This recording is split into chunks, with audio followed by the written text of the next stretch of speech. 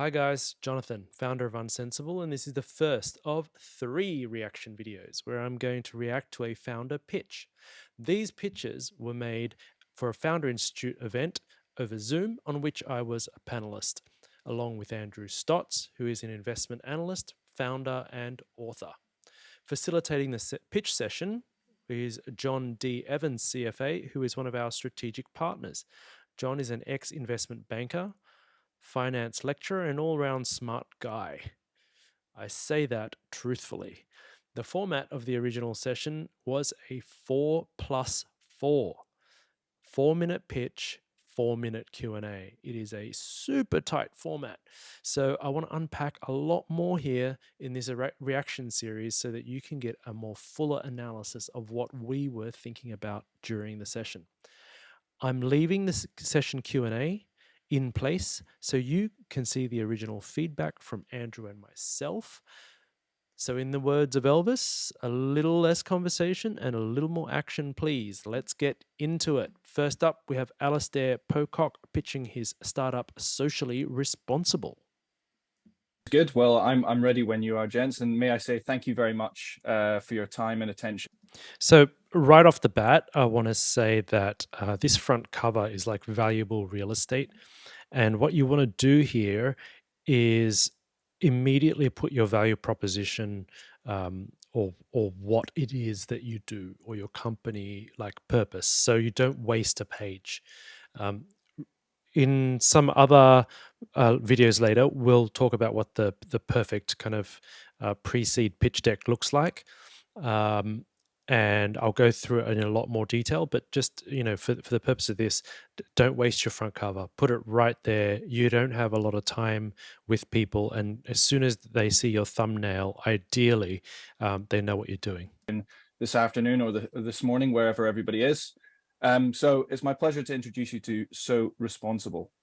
Now, what we did was we wanted to found this organization to strengthen community and corporate charity engagement in Hong Kong. And what do we mean by that? Well, basically. Okay, so again, this slide it's too soft. We're already kind of in the second slide, and we've not again talked about what it is that we do. And I know this is kind of a setup of the problem, but ideally here you're kind of already hitting home at a really big juicy problem statement, or you've got a really sexy hook here that makes me go, oh, that's what's he talking about? Impact is our North Star here at So Responsible. And the idea is that we want to make charitable donations, fundraising, and volunteering, much more accessible to everybody in Hong Kong. And when I say everybody, I mean individuals and corporates, but also we're looking to resolve some challenges for charities too. And our vision fundamentally is to bring donation rates in Hong Kong more in line with other developed territories internationally. So I'd like to introduce you to our no-fee mobile app for charity donation. The idea is that we do not charge a penny on any donations that go through our. Okay, so in isolation, this slide is not bad because it's showing me the user interface. So he's showing, not telling, right? So I can look at this and say, okay, I kind of get what it is you do. But in totality of like the presentation, again, I'm still not getting the big opportunity, the big hook, because this looks like it's a free mobile app platform. We also don't charge the charities anything to feature on our platform. And what do we have on the platform today? So what you can do is you can choose your charities from a broken down list of different categories. You can track your impact, as in you can see exactly where your money's gone on either a charity level or on an aggregated level. And one really important thing, and this might not necessarily chime with everybody on this call, but in Hong Kong, we have a very generous tax deductions regime, but it's a bit finicky. And so it can be difficult for everybody to pull together their tax deductible receipts. So we host all of these tax deductible receipts on the platform. Now, this product has been developed with Synpulse. Synpulse is a global management consultancy. They typically service big international banks, HSBC, DBS, etc. And we've been very grateful to work with them on the development of this app. So this is the social enterprise side of our business. This is going to be, as I said, free for everybody to utilize. However, one thing I would have a slight concern about here is this has been developed with a management consultancy, and one of the questions that might come up is, who owns the IP on this app? What are we investing in? Do they have a stake? Or so that'll introduce some questions. It's not a deal breaker, but that's just something that came to mind. we do need to have a revenue model underneath this social enterprise. And so it starts with our corporate partner special offer platform. So when you donate, you'll be able to earn points, which you can then leverage to benefit from vouchers for local experience providers or products in Hong Kong. We've also built out on top of this a corporate platform.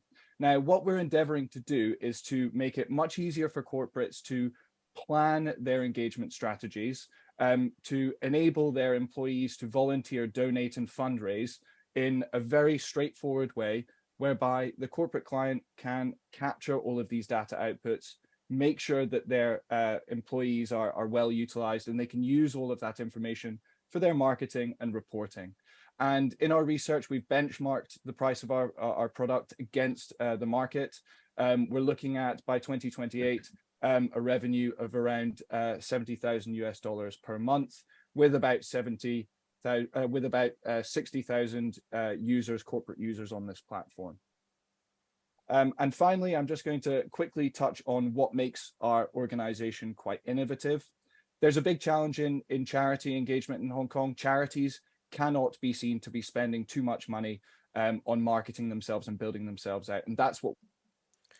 So this slide and the operational approach, I think, is too much detail for this kind of early stage of the pitch. You haven't got someone interested yet. I haven't got a hook here yet.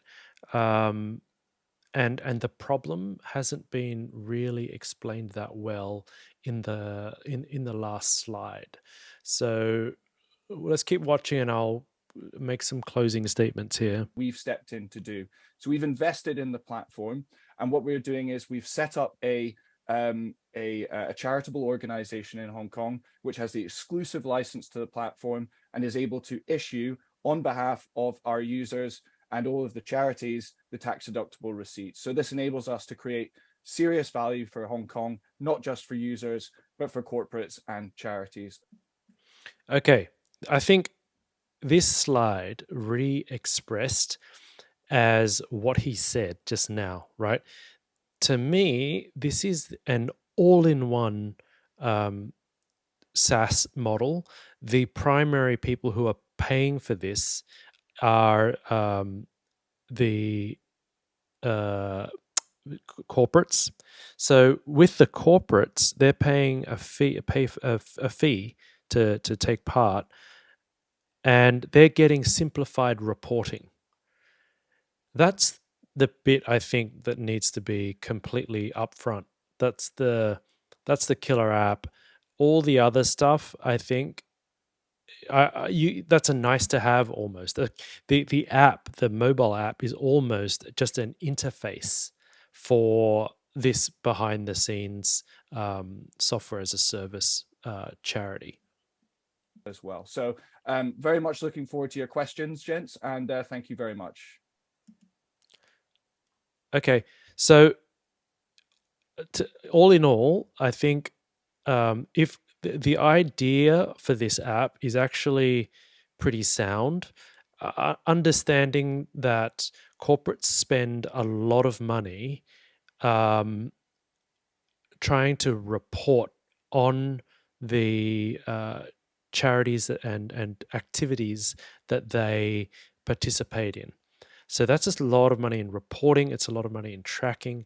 If you could pull all of this stuff onto a platform and charge whatever it was there, about $1 per user, that is almost a no-brainer, because then you can produce reports here that from the dashboard of all of the charities that that you work with, and all the charitable, all the CSR activities that you participate in. So that would make your reporting a lot easier. And then for your users, it makes your employees, it makes their lives so much easier because they can use a very simple app to then choose the charity allocations that they would like to support. Now, if you could tell that story, that would be like great.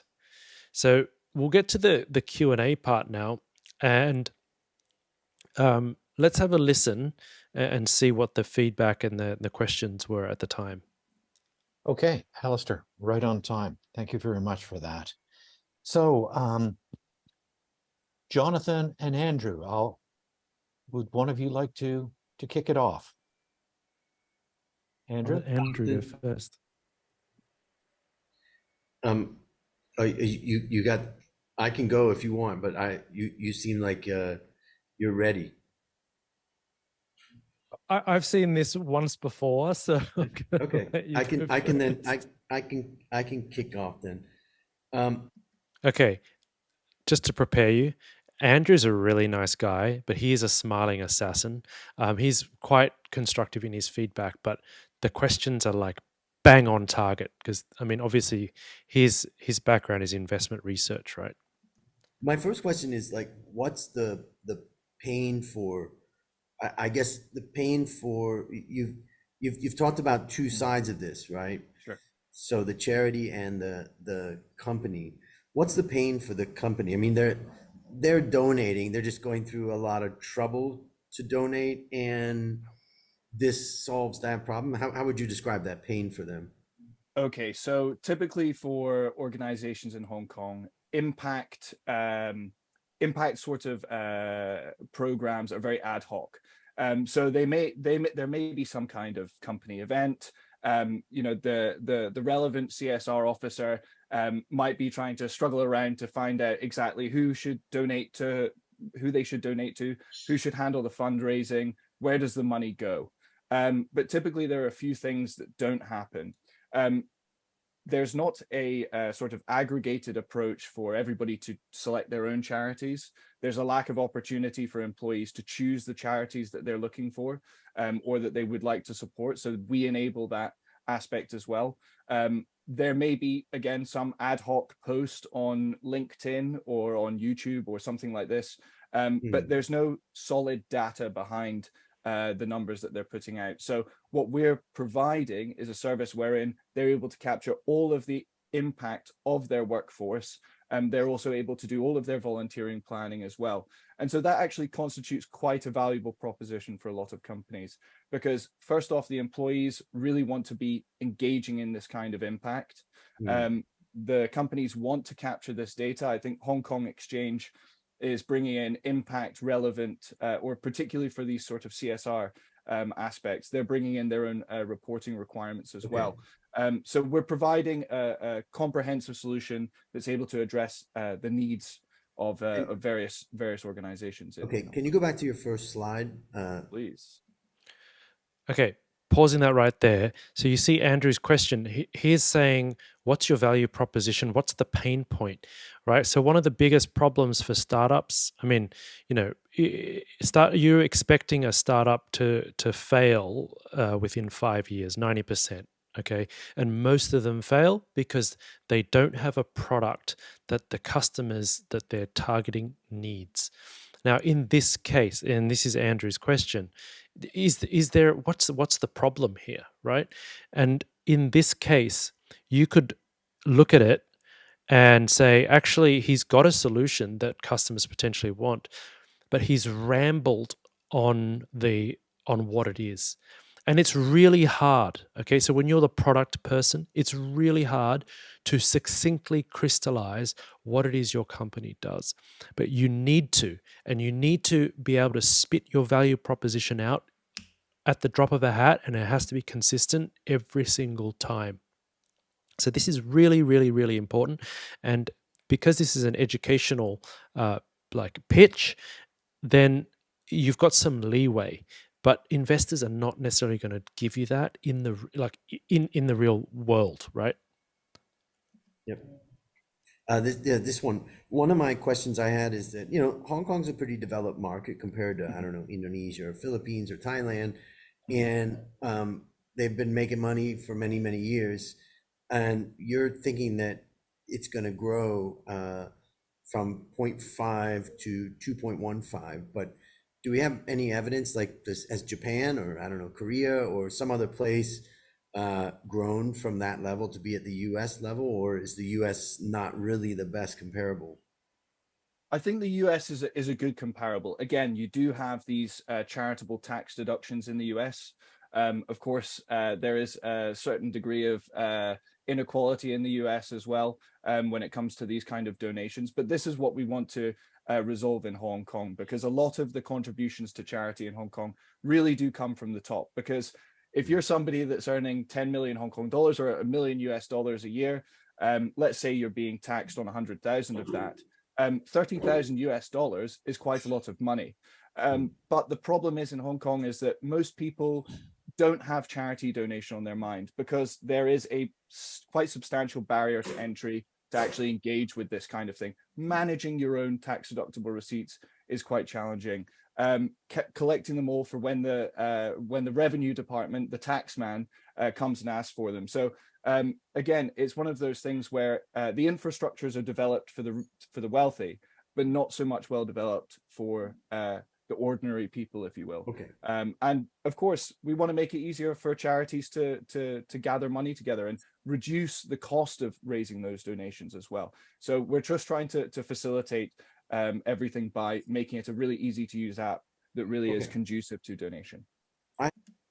Okay, so his answer here was really long, and again, I think he kind of tripped himself up here, because there's a comparable here that Andrew picked up that was, why are you comparing charity donations in Asia to the US when they're such different markets? And I don't know necessarily that there was a specific reason why the US was chosen. But if you use comparisons like this in a pitch, you have to have a pretty clear, straight line causal connection between, at least a very strong correlation as to why you've chosen that number. Now, the second thing with his answer is these answers also should be rehearsed. This is where a messaging house or a messaging document becomes really important. And then you need to kind of anticipate these questions and prepare the answers well in advance and rehearse the answers well in advance. I have other questions, but I think I'll hand it over to Jonathan. Yeah, I have a very simple question is, how are you going to sell this? Because the revenue stream is coming from the corporates. So what is going to be your route to market here? So I guess, as you know, Jonathan, Hong Kong is a very small place. We're very lucky to have partnered with SynPulse. They're a global management consultancy. They also do their own software development too. They've developed, they have people on the team that was developing my app that were on many of the, I think what's termed as neobanks. These new app-based banks have been in their portfolio of technologies that they've developed, and they have very, very developed. They have very developed relationships with big banks in Hong Kong. And this is where we're going to really start with trying to get traction in the market. We'll be attending a very well-regarded sustainability conference in September. We're sponsoring the event as well, and this gives us a big platform to really launch our app and get some initial traction under our belt. And really, what we want to do is we want to avoid this kind of B2C marketing trap. Thankfully, because Hong Kong is quite small and condensed, I believe that we're going to be able to get some pretty rapid traction behind this project. So, of course, not everything's ready yet, but customer-led development is really at the front of our mind, and we want to create a platform that's right for every customer, and it can even have their. Okay, so definitely, I'll comment more generally, but on that comment there about a platform that's right for every customer, for a SaaS don't bother. You're never going to get it right for every customer, and you're going to be chasing your tail. Pick the best customers and the ones that are going to be most profitable for you, and just zero in on what they need for now. Logos and such on it, we're going to be able to white label everything as well. So we're building to spec the kind of products that our prospective clients will want. So my comment on the rest of the answer was just tighten that. So what's your route to market? We're going to pursue partnerships with SynPulse, and then we will focus our sales on similar customers that come through the door to SynPulse, and we'll build partnerships with other charitable organizations or whatever the case may be. So just have a very rehearsed and understood answer for that. Now, obviously, to have the answer to that question, you will have had to have thought about your route to market. And this is another trap that most founders fall into, is that they don't think about the distribution. And, my favorite quote in this is from Justin Khan, founder of Twitch. He says, first-time founders focus on product, second-time founders focus on distribution. And so the distribution is like, that's the all-important thing, is how you're going to sell this. Okay. Well, that seems to be the 4 minutes, and we've had several questions. So Andrew and Jonathan, just take a minute, and whenever you're ready, just give us your summary of thoughts about the business and the presentation. Whichever wants to go first. Jonathan, you want to go first? Sure. So for me, I think you buried the lead. The revenue is coming from the corporates, and there is a very big pain point that they face every time they prepare these CSR reports. It's like a huge pain in the backside. And they pay companies a lot of money for them to compile these. Yeah, so I said this, right? Reports. So for me, the very obvious thing is you're removing that pain. And I think you should probably bring that further to the front. I don't know if Andrew agrees with me, but and then just crystallize. I mean, you've got a lot of words there on the 4 slides. Can you crystallize it down to very simple, easy to understand statements that through the 4 slides takes me on a journey from, hook to problem to solution and, ending remarks. So that's my main feedback. Very insightful. Thanks, Jonathan. Thank you very much, Jonathan. Yeah, and Andrew. I would add on to that people love stories. So here's Simon. He works at a massive company. They're donating $5 million a year, and he estimates that he spends 10% of his time dealing with nonsense paperwork from the Hong Kong government. And we're coming here to solve that problem. And that story with the face of the guy, is what really hooks. So I would say start with a story. He's absolutely right here. You're telling a story. Every pitch is you're telling a story. So if you can anchor it on a person, if you can anchor it on a character, it's going to be a lot easier. You don't have to always, but it just makes the storytelling a lot easier, and it's going to be easier for you. For the listener, our brains are wired to receive stories. So whenever someone tells you something, your head is already subconsciously trying to build out a narrative, and you're going to have your brain is trying to create an antagonist, a protagonist, and a storyline. So unless you give people the story, they're going to make it up themselves. Find that guy. And, you can kind of make that guy up if you don't have that guy, but you should have that guy.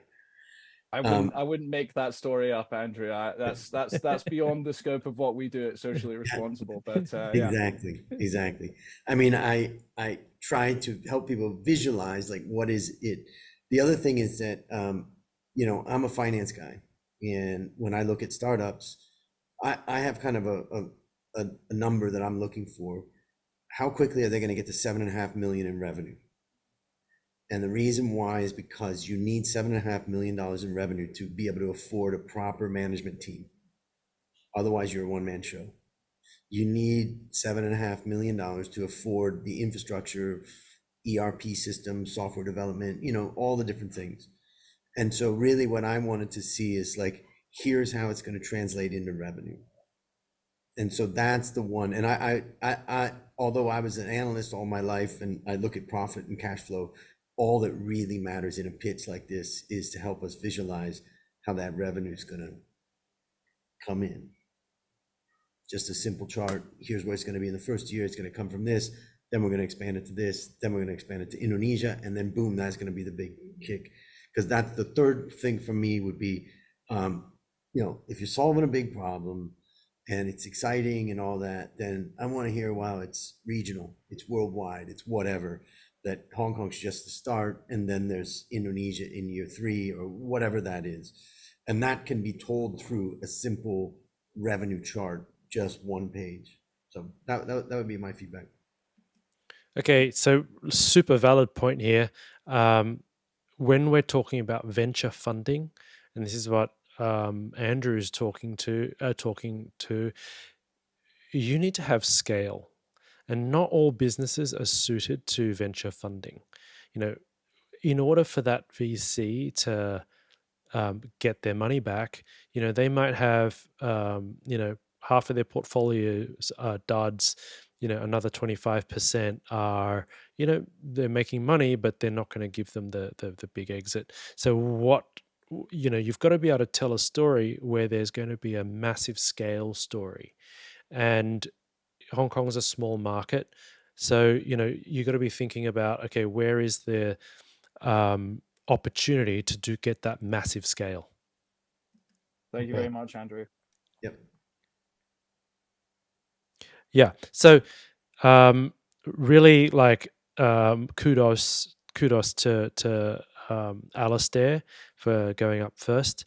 I think there is a lot of potential with this idea, and I think Alistair just needs to go now. Take the feedback back, and just hone those concepts down. And I think he will get to a pretty good story. Was that reaction video useful to you? If you're following along on YouTube, hit the like, subscribe, and bell icon to get alerted when we upload more pitch reviews. Even better, share it with a founder. Spread the love. If you're watching on our website, subscribe to our email newsletter for updates. I'm Jonathan. Thank you for coming to my TED Talk. See you in the next one.